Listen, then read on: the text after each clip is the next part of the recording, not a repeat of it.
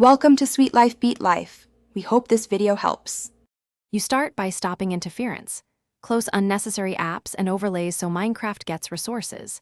Then, allocate appropriate RAM, typically 4 to 6 GB, because too little causes swaps and too much breaks GC. Once done, set Minecraft process priority to above normal. This helps CPU scheduling. Also, update GPU drivers and use 64-bit Java so the game can actually use allocated memory. These steps reduce immediate stutter by eliminating contention and ensuring the right runtime and driver support. Next, you tune the game in Java for smoother frames. Reduce render distance and visual effects to lower CPU/GPU load. This cuts chunk loading spikes. Then, fine-tune JVM flags. Use G1GC, set XMX and XMS to reasonable values, and enable string deduplication to reduce GC pauses.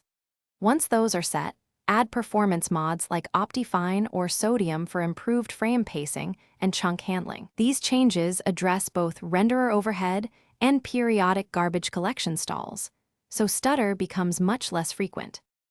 Finally, lock in system settings.